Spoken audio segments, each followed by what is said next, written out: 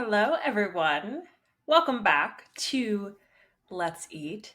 Today we are recording another Let's Eat family dinner episode, and I have to admit, these are becoming my favorite episodes. I might have said that last month, but I love being able to just chat about things that I'm loving, offer insights on questions or topics, share about what's going on with me and in my life. And I hope that you enjoy them too. I'd imagine if you're here that you do, but these are the types of episodes that I really love when I'm listening to the shows that I love. And I realized, okay, now I have a show, so I can do that too. I can offer that too. I don't want it to become too much because I still like to bring a lot of information and guests and so forth to this platform. But every once in a while, once a month, we're talking about life updates, health updates, what I've been loving, new trends that I'm incorporating into my routine, even things I've seen across social media that I might have some opinion or insight on, and then questions I've either gotten from you all, from clients that have come up in conversation, whatever the case is. That is what these episodes are for. So let's dive in. I have my list here of topics I want to cover. We're going to first talk about health updates and what's going on with me professionally as of more recently. So health updates, I think, is probably the most shifted, I guess, since last month. I've been dealing with some unusual symptoms, I think relevant to what's going on with my gallbladder. So there's just been a lot of back and forth with the naturopathic doctor that I'm working with. And then also, I recently started seeing a GI doctor. And it's just a process. Anything with our healthcare system is a process. You know, it's a lot of, okay, wait, or we'll follow up, or schedule this, and it has to be another couple weeks out, right? Like there's just a lot of waiting involved, and there's a lot of just a lack of clarity, right? And that can be really frustrating and really challenging to navigate. And I think for me, given my perspective on health, it's really hard to just sit tight and just follow the doctor's orders when I feel like there's more that I want to do. There's more that I think needs to be done. And I don't really know where or how, or, it's just a lot. So I know I kind of just said a lot of nothing right there, but I'm just trying to be patient. I think this is taking more of a toll on my mental health than it is my physical health right now, but I'm continuing to take care of myself and really understanding that I just have to be patient and let things unfold as they are unfolding. But it's just sometimes very challenging. So for anyone who's navigating some maybe uncertainty or is trying to work through something, I'm with you. I hear you. I feel it. I get it. And, I'm there to support you even from afar. I know that, like I said, that wasn't a whole lot of explanation about what's going on, but I don't really know what's going on. So we're just kind of waiting it out, and we'll update you next month, hopefully with some more specific updates. In the interim, I have officially signed the contract to work as an independent contractor for TCNJ. So that work is underway. And for those of you who don't know what I'm talking about, I was asked by one of the faculty members at TCNJ, who happened to be a professor of mine when I was in school there for my grad program. She reached out and asked if I'd be interested in creating a wellness curriculum for their graduate program. They're now offering a fully remote clinical mental health counseling program. And I'm going to essentially create content for each of the courses on how these future clinicians and these current students can take care of themselves. And so it's not only meant for them to take better care of themselves from a more holistic lifestyle perspective, but it's also valuable information that they are going to be able to use with clients in the future. And I am all for self-care, and I'm all for these clinicians to take care of themselves, but I feel as though this was missing from my experience at TCNJ on how to use the mind body, gut health, gut brain connection, holistic wellness type of perspective to support clients. And I took it upon myself, obviously, to go that route and to do that type of work. But I think it could be really valuable for aspiring clinicians and those who are entering the field to understand, hey, listen, this is an influence on mental health, right? What they're eating, are they moving? What's their gut look like? How's their sleep? And well, some of that is incorporated in conventional care. I do remember, a few courses touching on that topic. It wasn't as comprehensive as it should be. Not as it could be, as it should be, coming from what I know about the influence of these factors on mental health. So I'm so excited. I'm a little intimidated by it. I think it's exciting and it's totally up my alley, right? I know that I'm equipped to do this and to support these students, but I feel like I'm still a student. I feel like I should be in class with them. So it almost feels like, oh, this is a little intimidating, but I cannot wait to bring them value. I think this is going to be a really neat opportunity. I'm hopeful to enrich their experience. My experience with TCNJ, I finished my master's in 3 years because I was working simultaneously.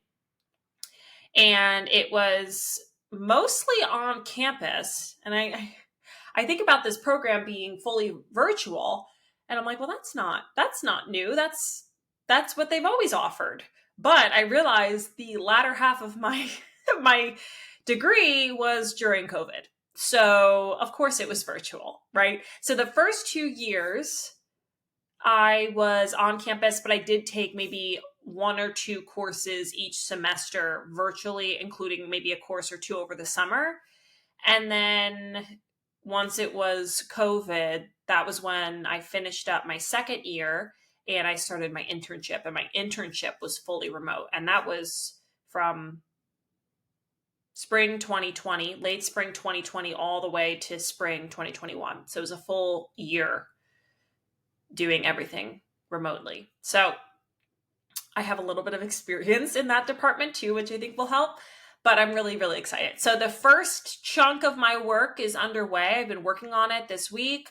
I am, breaking it up and I'm just submitting content and materials, slowly but surely. And, I want it to be really robust. And I know that I have a lot of resources. I've been cleaning off my computer onto my external hard drive, and I'm going through all of my work from grad school. I'm like, this is so important. I could use all of this in the work that I'm doing now for TCNJ, because a lot of what I did through grad school and then even through internship was geared towards this topic, whether it was presentations, research papers, trainings I took, right? There was a number of different opportunities that I had through grad school to really showcase this information. So now I'm just able to pull from that. I think it's really cool. So stay tuned. I'm really, really excited to see where this takes me. I'd imagine that there will likely be more opportunities that come from this, or connections made, or networking. And I look forward to taking you for the journey. But your girl is signed. She's locked in. It's contracted, like we're doing it. It's happening. So here we go. Anyways, my next topic that I wanted to share on, I guess we'll speak on a little bit about Pilates. So Pilates, the course I'm taking, is underway. I'm working on that slowly but surely. We're making our way. It's a lot of anatomy. It's a lot of science. It's all important, and it's a lot of muscles, and it's a lot of understanding joints in the body. And it's a lot to digest. So I'm taking it slowly. I'm not even totally sure the best way to go about really absorbing this information, because it's just a lot of reading and a lot of text. And I think pairing it with actually doing the exercise, doing the movement, helps best to kind of compound. All right, this is the material, this is the movement, let's do it together. You can feel it in your body and also understand what muscle groups you're using and the verbal cues that need to be need to be said in order to guide someone to do it, because it's not just about me. It's about now being able to teach someone this. But it's been really fun. It's been really interesting to learn, and continually committing to about 2 to 3 classes of Pilates a week. On top of that, to really, prepare my body, right? To get my body where it needs to be, but then also to take some of that material and apply it to what I'm doing. So it's been a cool experience. So now, what am I reading? Let's talk about what I'm reading. I feel like this is not something that I've done, but I listened to a podcast this morning, and she was giving a weekly report. And I guess I'm going to mess this up. The report is an acronym for reading, eating, playing, obsessing.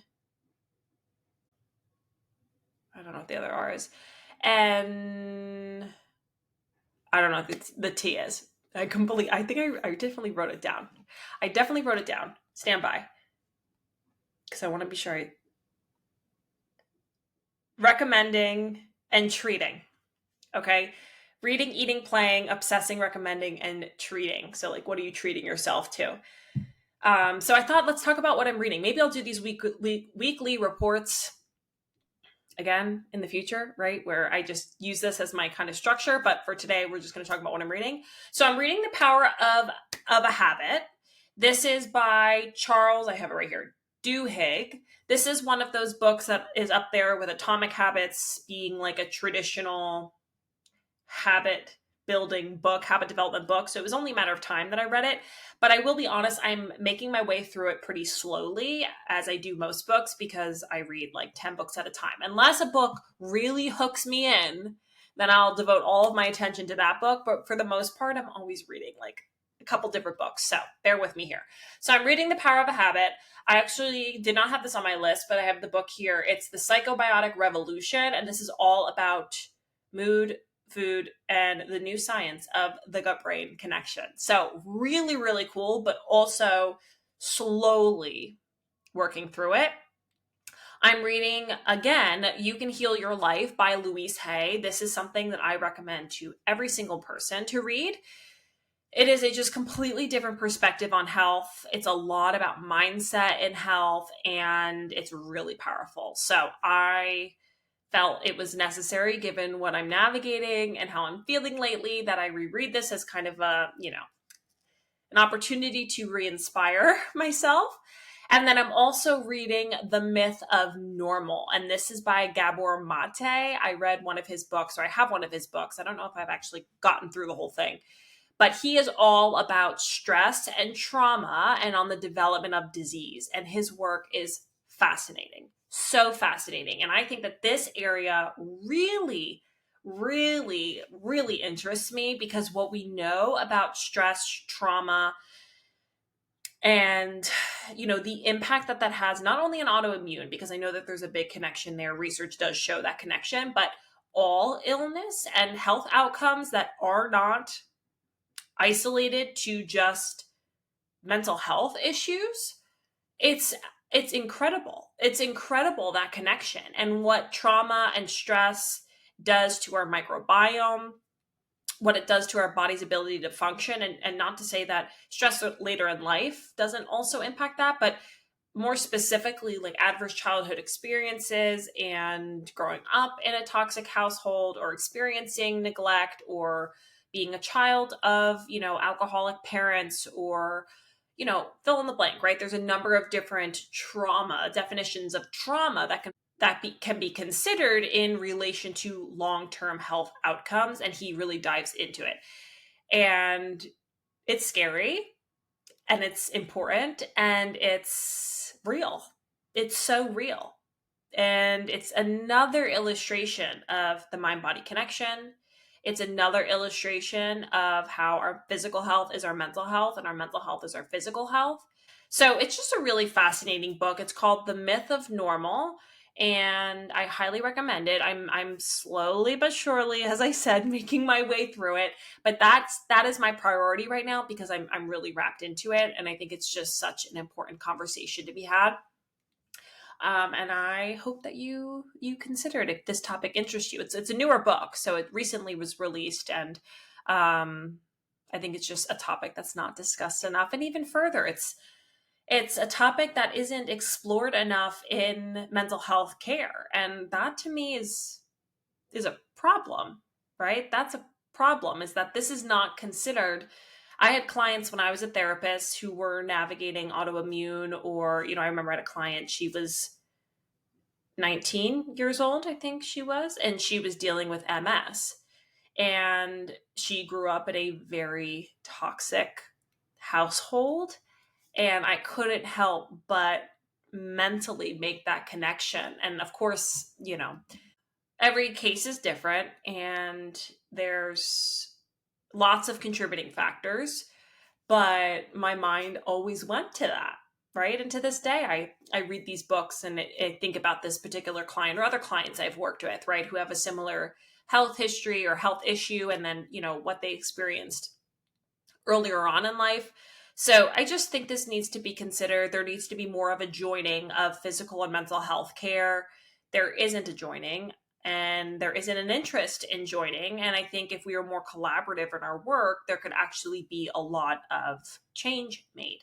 Not to mention what I've always said, right, about specialties in health and how we need to be more aware of the interconnectedness of the body, but then also from a physical and mental health framework, right? Why are we not considerate of these connections about how, what I'm working on in therapy or past experiences I've had could actually contribute to the diagnoses that I'm facing today? And that, I think, is really unfortunate. So take a read if you're interested, or just take a look at Gabor Mate's work, okay? Because he's a great resource. So yesterday was the round table discussion on ending the chronic disease epidemic. And I knew it was happening. I didn't know if I was actually going to tune in to the whole event. I didn't have much going on as far as client work yesterday. I was doing a lot of computer work and admin work. So I ended up listening to almost the whole conversation, and I encourage you, I'm actually going to try and find a replay, and I'll put it in the show notes so you can go take a listen. It was so powerful, and it got me so excited that this topic was being brought to a mainstream platform. That to me was the most exciting part about it, was they were talking about these statistics, talking about ultra processed foods, talking about all of these issues that I try so hard to talk about on my platforms. And now it was being brought to this larger scale on a nationwide level. And it was the coolest thing in the whole world.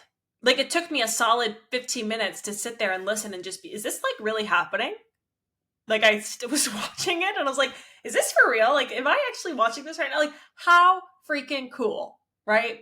So we listened to a few wellness experts, doctors, and so forth that I personally follow regularly, that I've been following for years. Dr. Casey Means was on the forefront of this conversation, and really, essentially, they referred to her as being the catalyst for it. Her book, Good Energy, I will never stop recommending that book. Never, ever, ever will stop recommending that book. I will also link that in the show notes. Is part of the reason why I think this conversation was happening. She released the book in May, and since then she's been on fire, talking about it, advertising it, going on podcasts about it. Her social media is exploding around it. I mean, it's changing the world, quite honestly. It's changing the world. And maybe not the rest of the world, okay, but maybe just our nation, because our nation needs it most. But this book, it's such an important read. It's such an important read. So I could not recommend a book more. Good Energy by Dr. Casey Means. So important. Go read it. But the discussion was really, really moving. And there was so much value that was shared from different perspectives of different, health and wellness individuals who have their own stories, or, have been advocating for this for a long while. And now they're able to actually speak up and speak to those who can actually make a change and actually can make something happen around it, which is our government. And really exposed what's going on with big food and big pharma, and how pharmaceuticals are not the solution. It's not a root cause solution. And that, the steps necessary towards healing are obvious. And that's what Dr. Means said. She said, this is unfortunate, as she rattled off statistics, okay? And everyone else is rattling off statistics about childhood obesity, about, increase in disease, about obesity as a whole, about COVID statistics, right? And how COVID was kind of this awakening that led us down a path of maybe we should be taking our health into consideration. And Dr. Means essentially says, like, but the good news is we know what to do about it. And she's right.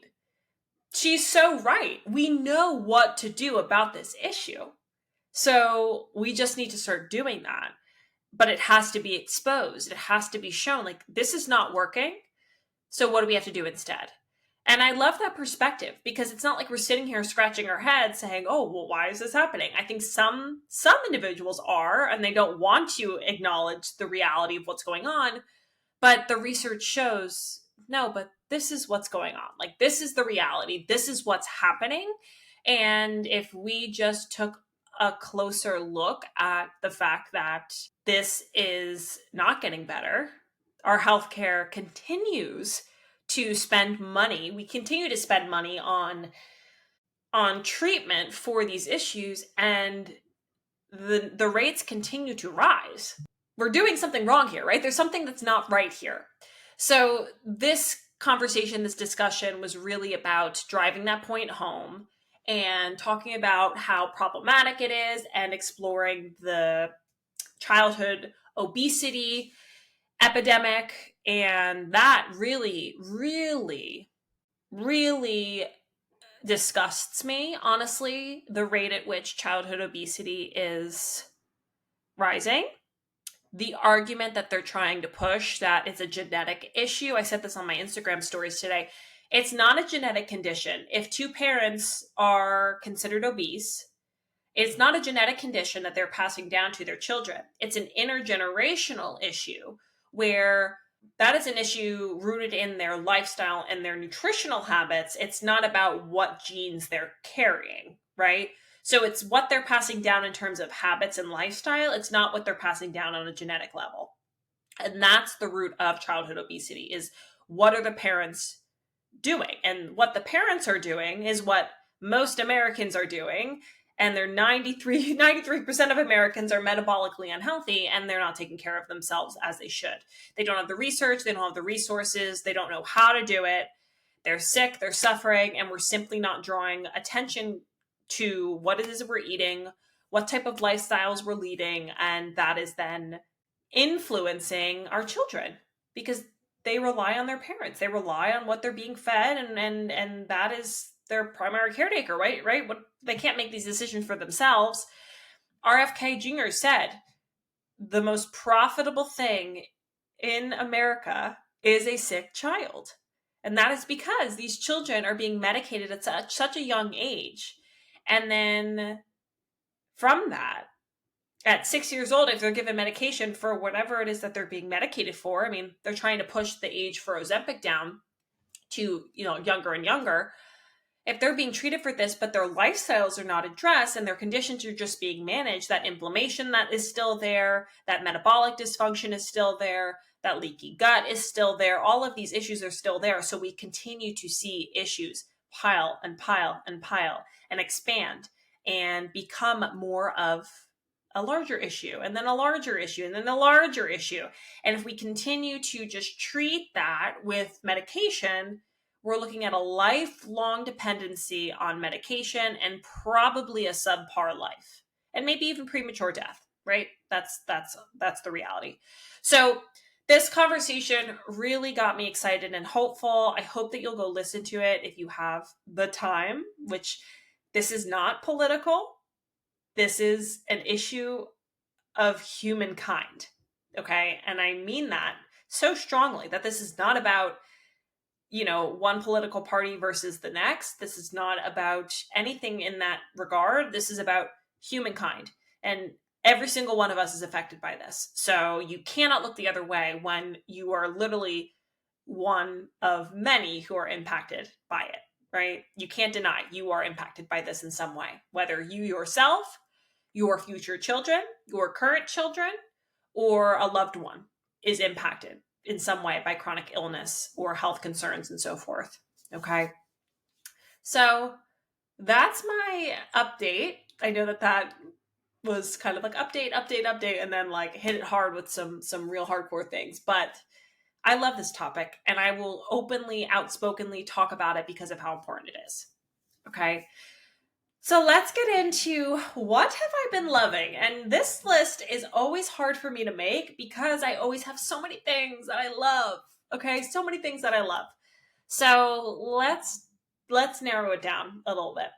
Firstly, I didn't get a chance to tell you what I'm drinking, and that is unacceptable because you know that's my favorite part of the episode. So, first, I'm almost done with my herbal tea. I have the Peppermint Probiotic Delight by Traditional Medicinals, and I have I forgot what it was, the Everyday Detox by Traditional Medicinals. The Peppermint Probiotic Delight, I like it because it has lemon balm, which is really great for the nervous system and for our digestion. And peppermint has been my favorite lately, but it's not too much peppermint, which I like to have the peppermint tea at night after dinner. And then I really like the Everyday Detox by Traditional Medicinals, and that's something that I ongoingly incorporate because my body needs extra support in the detox world. So that is what I'm drinking right now. And then I also have some filtered water with my vitamin C by Symbiotica.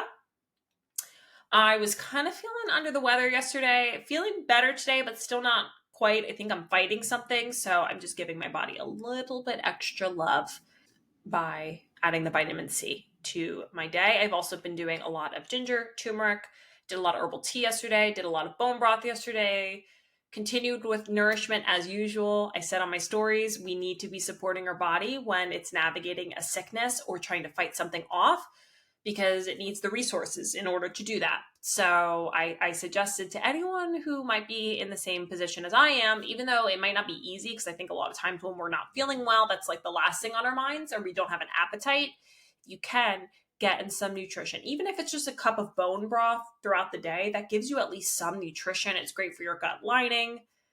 Herbal tea is great, hydrating. Taking care of yourself in that way is really important. It's not an excuse to reach for the sugar, reach for something that's not super nutrient dense.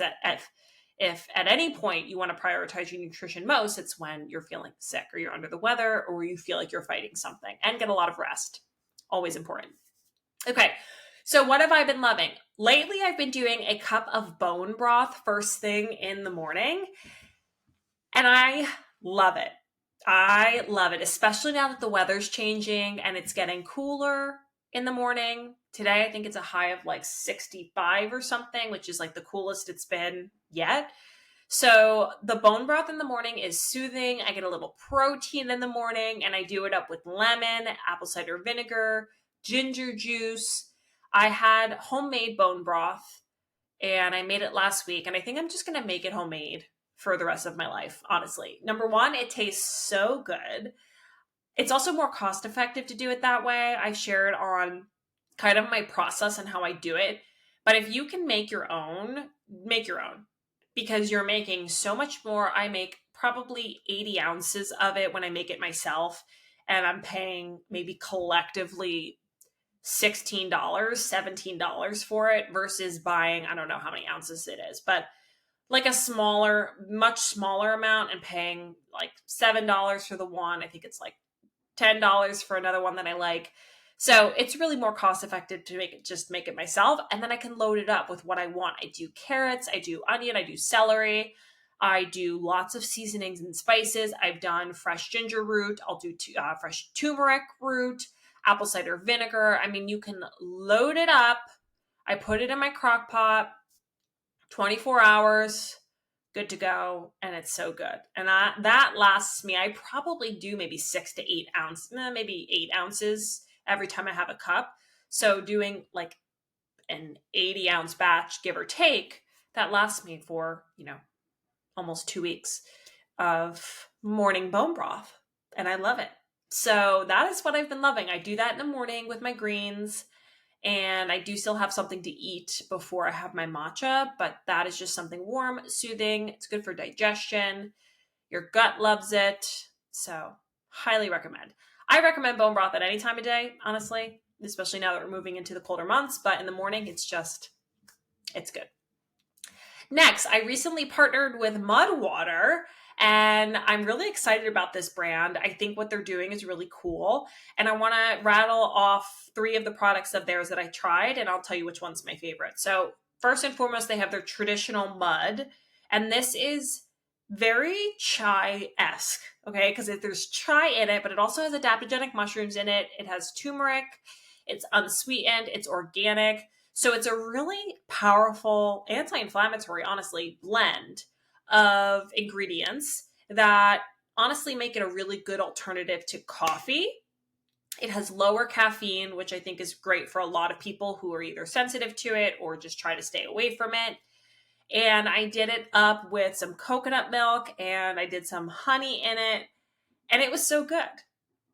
It was really, really good.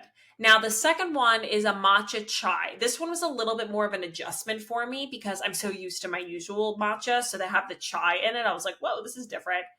But I loved it. It was really good. It was very different from what I'm used to with my matcha. This one, too, had adaptogenic mushrooms in it. It had some turmeric in it. And I share a lot that I love turmeric. I think turmeric's really, really great for you. And if we can add it in, great. But for me, I just really cannot stand the taste of it. I think I spent too many years trying to drink turmeric lattes. Like I used to do that a lot when I was getting into health and wellness, thinking like, oh, this is this is health, right? And I don't know, I overdid it with it, and now the taste of turmeric is just, ooh, I just can't do it. So this is nice because this is getting that in, right? I'm able to drink it, but it's not so extreme. Say if I were to make like a turmeric latte myself, I do know that they have a turmeric blend. I haven't yet tried it. I probably won't try that one because like I said, I don't care for turmeric too much, but I like it because it's paired with black pepper, which is important to optimize its bioavailability in the body. The curcumin, which is the active ingredient in turmeric, that's where the health benefits come from. But mud water has been a fun way to incorporate that. So I really want to get more creative with it. I'm thinking I could bake with it maybe. My favorite of their products though, which I got last week and I've been incorporating, is their rest blend. Now, I couldn't rattle off the top of my head exactly the formulation of ingredients, but like the first 2, there is chai in it. There is passion flower and a couple other different types of herbs that are helpful for winding down, for sleep. I know that there's reishi in it, which is an adaptogenic mushroom. There's turmeric in it as well. There's a couple other ingredients in it that help support calm, relaxation, sleep, and so forth. And if you know me at all, you know how much I love my sleep, number 1. But you also know that a sleepy time beverage is going to always be my first pick amongst all the beverages. That's a pretty big deal considering you know how much I love my coffee and my matcha. So, and I won't lie, they're probably up there too. They probably all tie. Okay, all 3 of those tie in my favorite drinks. But a sleepy time drink, whether it's my magnesium, which I love to take, or just a sleepy time tea, traditional medicinals, shout out. That's my favorite, sleepy time tea. The one with passion flower, not the valerian root. The valerian root, I don't care for the flavor. The passion flower is my personal fave.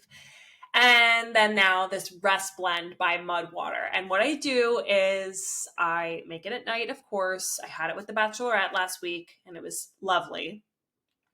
I do some collagen in it. I'll do some vanilla bean paste in it and I'll do coconut milk.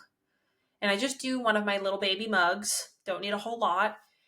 And it's been great. And I look forward to it all day. Some days after dinner, I'm like, oh, I just want a tea. Like that is too heavy for me, I'll be honest. But that really serves as kind of like a dessert for me, honestly, because it does require a little bit of sweetener, which I think is where I feel like it's a little too heavy. So I'll just do some honey by Beekeeper's Naturals in it. But I love it. I love it. And moving into the colder months, it's going to be the best thing ever to wind down with. So highly recommend.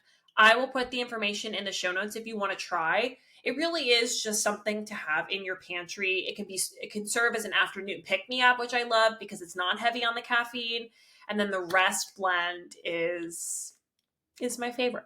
So if you're going to try any of them, if you need my recommendation, I would say try the rest blend first and make that a part of your nighttime routine as like a wind down drink.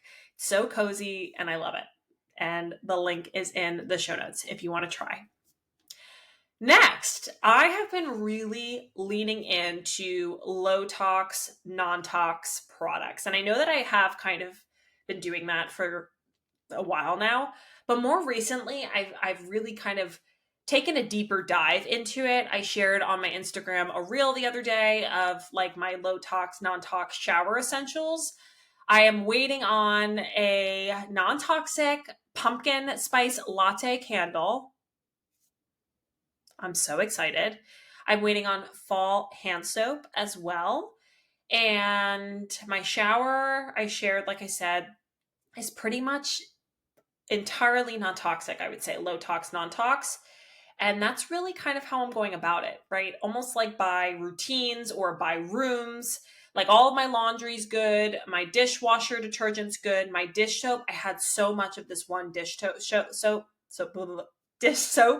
that I need to work through, and I still have quite a bit. So I have to work through that and get through it. But the toxic candles was something I also really wanted to address. Candles, as they are expensive. So I have a couple left that are not non-toxic. I think they're better quality, but they're not completely non-toxic. So I might just put those away and, just switch over to these non-toxic ones for now and just keep them. I could throw them out, but I'm not going to, I probably won't waste it because they're really not the worst. They're not a Yankee Candle, okay? Which, if you feel called out right now because I'm calling out Yankee Candle for being toxic, Yankee Candle is toxic. Okay, so make the swap. But I found a couple brands that were recommended. There is a website that I have been referring to. I'll put it in the show notes. This girl, Illy, Illie, is someone I follow on TikTok and on Instagram now. And she actually has a website that is all low tox, non tox products, not only pantry items, but also personal care, candles, and so forth. So she's been a really great resource to turn to when in doubt. Oh, I need this product. I'm going to take a look at her site and see what she recommends or what she offers. So I will link that in the show notes as well, so you can take a look. I did get a non-toxic room spray. It's ginger pumpkin. I love it.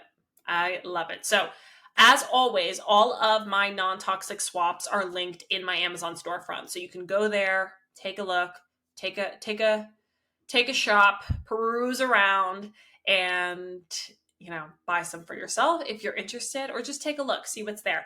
I think I'm going to touch on this later, but it's really intimidating to get started on this type of journey, and I felt very intimidated by it. But as I've gotten into it and as I understand it a little bit more, I'm realizing it actually isn't that intimidating. And I realize this is much like the food industry. It's much like starting a health journey or a wellness journey. It does feel intimidating to make swaps and choose different ingredients, but now I feel like that is my life. Like that is just how I operate, by choosing products that are higher quality.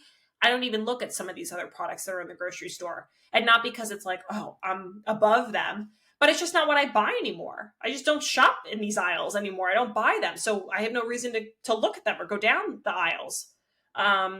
So similarly with this point, right, this is very kind of on brand for making non-toxic swaps too. It's maybe not something that you're going to go to Walmart and find, but investing in products and brands that you love, that are higher quality, that are low tox, non-tox, that are better for your health.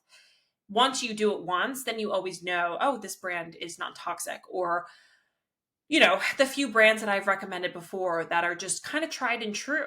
You know that they have a selection of options. You can always turn to them and choose the products that they have. So something that I'm working on slowly but surely, especially now that I live in my own space. I'm not really coexisting with anyone where I have to, except for Lou. But she's working on her own non-toxic. I don't even think, I guess non-toxic shampoo would be the swap that I would make for her. But now that I don't coexist with anyone, it's much easier for me to make these choices. And so that's essentially why I've really kind of committed to it now. Next, non-toxic cookware. Okay, now that we're talking about this, non-toxic cookware is something I have waited to pull the trigger on for a while. I shared it on a podcast episode, I'm not totally sure when, a couple weeks ago maybe, about how I've been doing content creation for this one app. Now I've been doing it for quite some time, and they offer a lot of brands like non-toxic cookware on this app. So I've been able to pretty affordably purchase these pans. I haven't shared a whole lot on social media, but the brand is Our Place. You can find them at Target, which is pretty cool. But I have now accumulated a couple different pots and pans, and I'm stoked about it. I'm so excited. This is a swap that I've been wanting to make, like I said, for a while, but they can get pricey. So now that I have a couple and I've, put my pots and pans that I've been using, which I don't think that they are, I'd have to look into the brand. I think the brand that I was using was mildly better than maybe some other brands. But I put those in my storage, and now I'm just going to use my non-toxic options moving forward. And they are non-stick, which is wonderful. Cast iron and stainless steel are also great options if you're in the market and you want to buy non-toxic cookware. These are non-stick, but they're made without the chemicals and the ingredients that are commonly found in traditional non-stick cookware. So Our Place is the brand that I bought my products from. And Caraway, I know, is another good brand. And then stainless steel. I have some stainless steel cookie sheets. I haven't gotten a cast iron skillet yet because I know that there's some. I did have one, but I didn't take good care of it when I had it. So maybe I think I'm a little bit intimidated by that experience because I just didn't know. This was back when I was 19. I didn't know how to take care of it. So I have to get one. I want to get a good size one, especially moving into the fall. Meditation. Okay. I think I might have said this on one of my last episodes, but I have been so consistent with my meditation practice, and I want to just say it again. I am so grateful for that because this was something that I had so much resistance to for so long. And now that I've incorporated it more, I feel like I'm definitely getting better at it. And there's some days where I'm definitely more scattered than others, but I really, really enjoyed it as being a staple in my morning. And even before bed, I've been doing it, and it's just been great. I do about 10 minutes, 15 minutes. I've even done 20 minutes, which is so huge, so huge.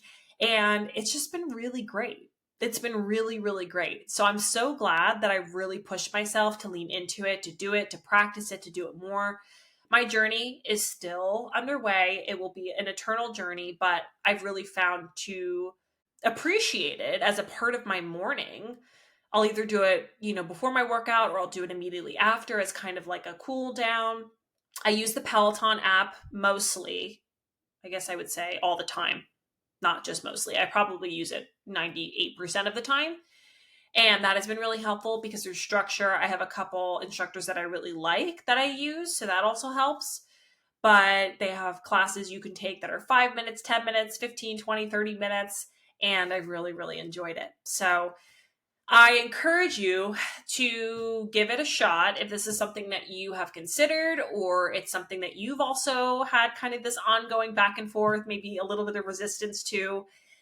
I think we overcomplicate it. I think that's where we get tripped up because we think that we should be good at it, which I said before, I'm getting better at it. I think I'm getting better at it in the sense of giving myself more grace and having more patience for myself as I strengthen my practice. And really, when I'm recognizing that my thoughts are going elsewhere, which, by the way, you are a human being. We can't control that thoughts are coming to our brain. We can only choose how we respond to it. You've heard me say this before. This is both relevant in the sense of if I'm having negative thoughts, if I'm having a thought about worst case scenario, if I'm having a thought about myself, my body image, my day, whatever, I can't necessarily choose that the thought's coming to my mind. It's a thought. A thought is a thought. They're automatic, but you can choose how you respond. So you can let that thought take you away and continue to ruminate on it, think about the worst case scenario and all the things that could happen. And oh my God, this is terrible, terrible, terrible. Or you can respond to it with maybe some more rationale. You can respond to it with, I guess rationale is probably my best suggestion. You can respond to it through distraction, right? If you don't want to fixate on it, you can do something else. You can, what's the word I'm looking for? This is something that we used to do in therapy, and now it's escaping me. You can reframe. Okay. So you can reframe it. That's really, helpful and effective. But when it comes to meditation, the point is not to completely free your mind of thoughts. The point is to just let the thoughts come. And even if it comes back 100 different times, you let it go. Okay, the thought's here, I'm going to let it go. The thought's here, let it go. Oh, it's back again, I'm going to let it go. You can resume your meditative state by just repeatedly allowing yourself to acknowledge the thought, not place judgment on it, not get, frustrated with yourself because of it, and then letting it go. That is the point. I find a centering thought can be really helpful because your mind can only have one conscious thought at a time. So if I'm thinking about a centering thought, whatever that might look like, I can't make space to then think about other things. Doesn't mean that it still doesn't happen, but it allows you to focus on something as opposed to not focusing on anything, which I think is oftentimes hard for somebody who's new to meditation. But I just want to remind you that it's not about clearing your head and completely getting rid of all the thoughts and all the things. It's just simply about giving yourself the space to reconnect with your breath, focus on a centering thought. And as a thought comes up, they liken it to leaves on a stream. Okay, this is an example that we would use in therapy. Just imagine that as the thought comes to mind, envision it as being a leaf that's falling on a peaceful stream, and you just watch it, move on. And another leaf falls, same thought, different thought, you let it pass you by. Okay, so just some food for thought. It's not something that everyone loves to do. I think it's one of the harder things to do, but I think, like I said, I think it's because we overcomplicate it, but it can have profound influence on your physical and your mental health. And just setting aside 5 to 10 minutes to just disconnect and just be, no one is doing that nowadays. We're always go, go, go. We're always doing, we're always on our phones. We're always, what's next, multitasking, here, I have to go here, I have to go there. And this just allows you to just kind of be. Okay. Something else that I've been incorporating. This is a random thing that I just added to my list. I've been having a raw carrot every day for supporting estrogen detox. Now, estrogen dominance is a topic that I would love to cover on a future episode. So I'm taking a mental note. Cover estrogen dominance, or invite someone on the podcast who can speak, more eloquently about the topic. But this is a big issue, and it's producing lots of issues, all the way from painful periods to potential breast cancer. I mean, estrogen dominance is a topic that's not talked about enough, but it's essentially what it sounds like. It's where estrogen, our sex hormone, becomes dominant in the body, and our body is not metabolizing it properly. And this can be for a number of different reasons as to why there's a dominance of it. But for me personally, because I have detox issues and because I'm having issues in that arena, it's not to say that I'm estrogen dominant. There was potential for that last year. I don't think that that's the case, but I just want to be extra thorough in being sure I'm supporting my body and its detox, as I've mentioned many times before. So incorporating a raw carrot, the compounds in the raw carrot actually help with this. So you might see something like a raw carrot salad. I know a lot of health coaches and whatnot promote that as being supportive of hormone health. But it's not the baby carrots, okay? You have to get yourself get yourself a carrot that has the greens still attached to it, okay? We can put that greens into our pesto. We can put it into our green juice. It has to be like the full-size carrots, just the way that the baby carrots are processed. I think it's different for whatever reason. So raw carrot for estrogen detox, I think that is such an easy, accessible thing for all of us to do. I mean, I love carrots as it is, so I love to just have them to snack on throughout the day anyways. But if you just incorporate one, not only are you getting the nutrition from the carrot, you're getting some fiber into your life, but you're also supporting healthy estrogen. So something to think about. Lastly, I want to bring in a couple different questions that I have been asked over the past few weeks around health, wellness, things I'm loving, trends, client questions, and so forth. Okay. So where do I get my ginger from? I've been using ginger like it's my literal job. I add it to my Shilajit, which I shared on last week or on my last family dinner episode. I've been adding it to my bone broth. I'll take shots of it because I love it. I buy my ginger juice in a bottle. It is the Ginger People brand. At first, I had a bottle that was about this big, but I actually just ran out of that. So I bought one on Amazon that's like this big by the Ginger People to keep in my fridge because I use it so often. I was buying it at Wegmans. I don't get to Wegmans every single week, so I just bought it on Amazon so that it would be here tomorrow or the next day. But that's how I buy my ginger juice. When I'm juicing, when I'm using ginger root for my green juice, I use ginger root. That's what I use. I could easily juice that too and make fresh ginger juice, but cleaning my juicer is a task. So I try to keep that for the days I'm actually doing full-blown juice. Okay, and then how to get started with toxins. How do I get started with toxins? So I shared on my stories the other day that making non-toxic swaps is and can seem like a full-time job. Okay, and I felt that when I first started. I just referenced this at the beginning of the episode.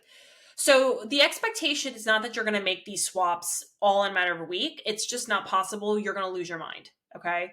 And it's expensive, right? What I would suggest in getting started is just start familiarizing yourself with the products that you're using. The Environmental Working Group app is a great resource. You can scan your products, get to know them, understand them more. But I would start just going through your products and even making a list, okay, of the products that you're using. And then also deciding what are the products that I am not attached to. And what I mean by that is, are you attached to your laundry detergent as you are attached to the hair mask that has done wonders for your hair? Okay. Like making that analysis and that evaluation of your products to really understand where is it realistic for me to get started here. That to me has been the best because that has given me at least a little bit of a roadmap on where to begin and where to get started, as opposed to thinking it had to be like an overnight thing or, getting rid of all my favorite things all at once, which can be can be emotional, right? It can be a lot. So first, I just started familiarizing with what I was using, familiarizing myself with swaps and swap options. That's important too, right? Like, what brands should I be looking at? What are the options? I have a couple different blog posts on my website, Non Toxic 1 and Non Toxic 2. You can reference that. I also have a non toxic highlight on my Instagram feed, and I also have a couple different non toxic categories on my Amazon storefront. So there's lots of resources, but start familiarizing yourself with brands that are non toxic. Because I know for me, that was where I felt like really confused, because I've said before, I can read an ingredient label on food, but give me a product and I really don't know what I'm looking at. And I think ingredient lists on products like cleaners and all that is much more overwhelming because the names are like all 100 letters long and I don't know what they mean, right? So familiarize yourself with the products, identify the ones you can not live without, that you can make a swap for, and start to make swaps when you run out of the product. Now, you can easily just throw something out and decide to buy something new, but in order to be the least wasteful, I would say start by, prioritizing the products that are on their way out or you've almost finished, and start there. You could also group it in categories. So you could do your kitchen first, you could do your laundry second, you could do your bathroom third, and break it down in that way. But I want you to just be very patient with the process, be realistic. Know that there are lots of different brands out there you can choose from, lots of which are on Amazon. Okay, so they're not like you have to go to the ends of the earth to find these things. There's a lot of access, and that's great. You just have to kind of familiarize yourself with the brands and what swaps need to be made. I would argue if you have not already prioritized non-toxic, low-tox living, I would argue probably a lot of your products need to be swapped, but don't overwhelm yourself with it, right? Take your time, understand what you're doing, find something that works for you, find something that you like, right? and start small, start slowly. That would be my best suggestion for you. And then you can work your way up to products that maybe you have more of an attachment to. For me, my skincare is all right. I would say it's all right. My makeup, though, that's where I have a hard time because I'm very specific. But I actually have made quite a few swaps in that department, and I really don't wear makeup as often as I don't wear makeup. So that's also nice too, because it's not something I'm using as regularly as, say, some other products that I'm using, like my skincare and what I'm using in the shower. But yeah, that's my guidance. That's my suggestion for you when it comes to non-toxic. I do have plans to record a full episode on this in a couple weeks, so stay tuned for that. You are the first to know.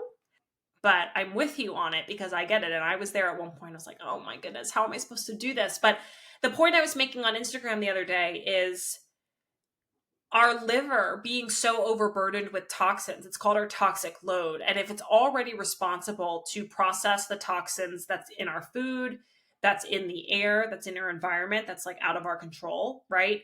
The endotoxins, which is essentially the toxins that are created or byproducts from organic processes that are happening within the body.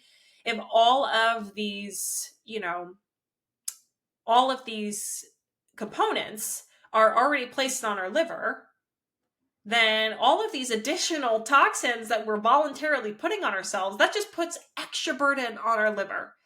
And our liver is such an underrated, underestimated organ. It's so important.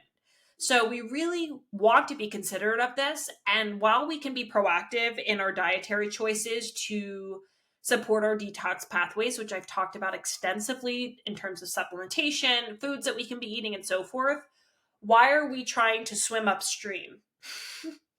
Like, we're putting all these toxins on our body and we're choosing all these toxic products, but then we're trying to supplement with our glutathione and our NAC and our milk thistle and eat all of our bitter greens and our leafy greens and all of these things that help support detox. Yes, wonderful. Keep doing that.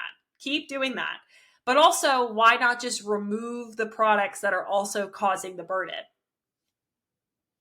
Then you're hitting it from both angles. You're removing what's causing the problem for the most part, right? Like I said, there's a lot of toxins that our liver just have to take on as it is. But then you're also supporting the body doing its job more efficiently. So it's a journey. But what I found to be the reality of it is it's much easier than I think we initially perceive it to be. And I want you to know that it just takes a little bit of time. Just takes some time. But if you ever have a product they're like, I don't know about this, just message me, DM me, or email me, and please let me know. I'm happy to give you some guidance on that. But that has been a journey. I've been loving it. I think it's great. And I feel super thankful because it feels better that I have these products. Like, if I'm going to make a choice, why not make a choice that's better for me, especially when I have no attachment to it at all? Like, that's another thing. I know it sounds like silly, but I don't have an attachment to my dryer sheets. I just got non-toxic ones. I don't have an attachment to, my hand soap. I don't have an attachment to these things, and there's plenty of better options out there nowadays that are just as good and do the job, but are much better on our health. And there has been some crazy stories about eliminating toxins and the health restoration that has taken place. One that comes to mind is the founder of Branch Basics, which Branch Basics is a really great brand.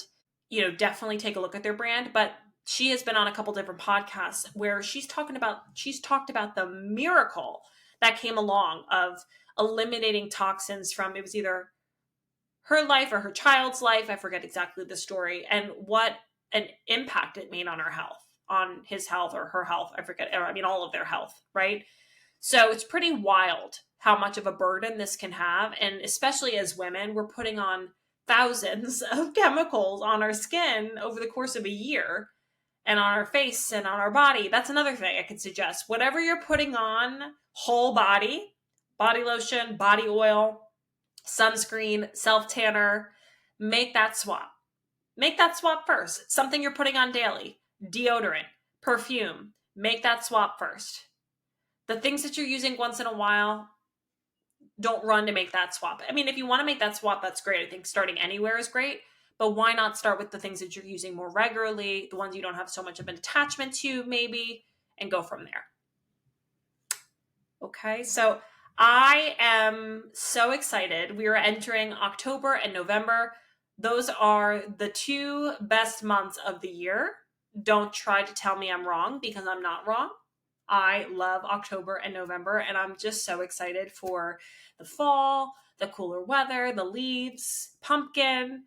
Pumpkin week is coming. Okay, so stay tuned this week into next week. We're showcasing lots of different pumpkin recipes on Instagram. So go follow along if you are a pumpkin fan, if you are a pumpkin lover. This is your time. All made with real pumpkin, all made with high quality ingredients, no refined sugar. So stay tuned. That is coming very soon, within the next few days. And I wish you all a wonderful month of October. I really do. Do something for yourself, set a goal for yourself, focus on one area of health, maybe implement a new habit.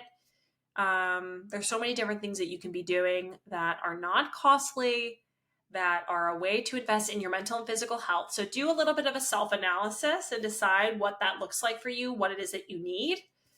And I will see you next week. And then I will also see you again for family dinner in November.